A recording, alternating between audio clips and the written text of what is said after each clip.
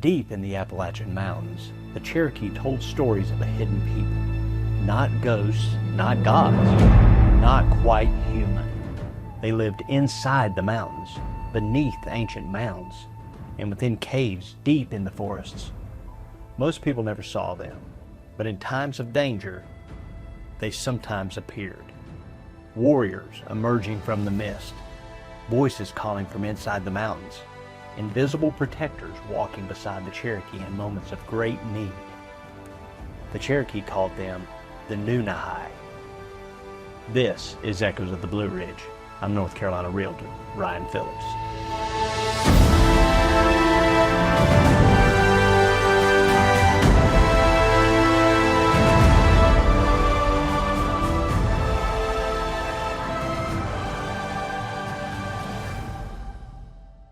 Nearly every culture carries stories of hidden beings living alongside humanity.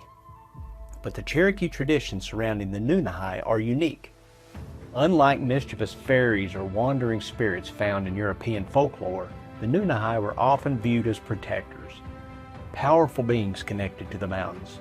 According to Cherokee tradition, the Nunnehi could become invisible at will. They moved freely between the seen and unseen worlds. Some stories describe them as small, similar to the Nunnehi. Others describe them as tall, strong warriors with an almost otherworldly appearance. But nearly every story agrees on one thing. The Nunnehi were the allies of the Cherokee people. The southern Appalachians are filled with caves. Some are enormous systems stretching for miles underground.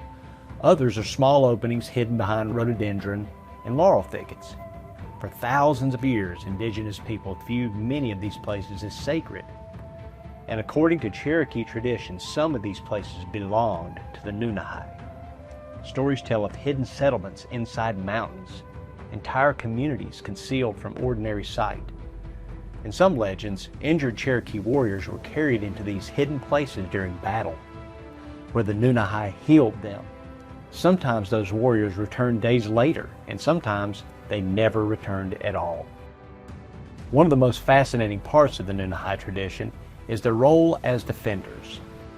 In several Cherokee stories, the Nunnehi intervene directly in times of conflict, invisible warriors appearing beside Cherokee fighters, voices echoing through the valleys before battles, enemies suddenly overcome by confusion or fear.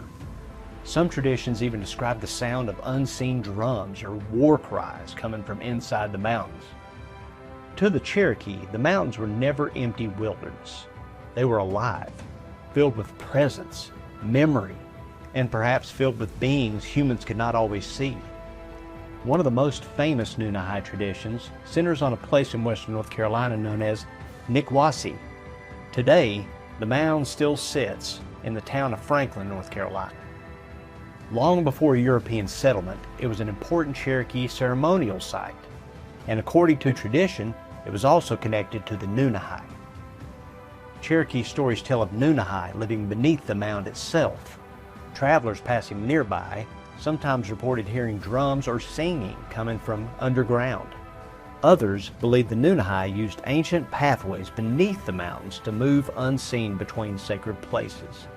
Even today, the mound carries a quiet sense of gravity, a reminder that some places hold stories older than written history. Now, here's where we step carefully. Modern listeners often try to force stories like these into categories. Were the Nunnehi symbolic? Spiritual beings? Memories of another people? Metaphors tied to sacred geography? The truth is, Cherokee tradition does not always separate the spiritual world from the physical one in a way modern Western culture does. For the Cherokee, mountains, rivers, storms, animals, and unseen beings all existed within a living spiritual order. The Nunnehi were part of that world, not fantasy, not entertainment, but part of a relationship between people and place. There is something else worth considering.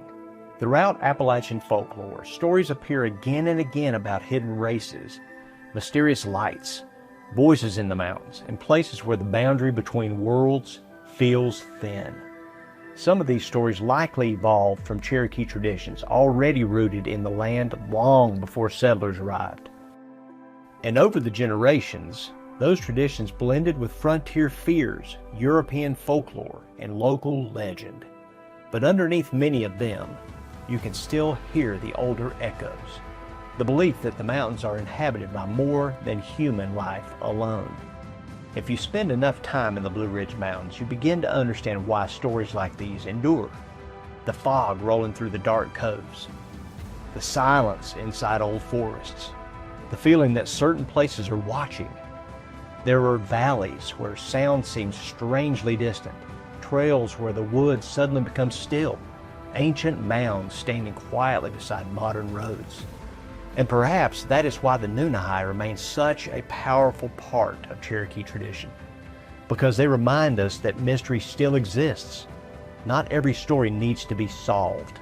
Some stories ask only to be respected. The next time thunder rolls across the Blue Ridge, pause for a moment and listen. Long before modern science explained the storm, the Cherokee believed powerful beings moved within those clouds. Not symbols, not superstition, but living forces tied to the balance of the world itself.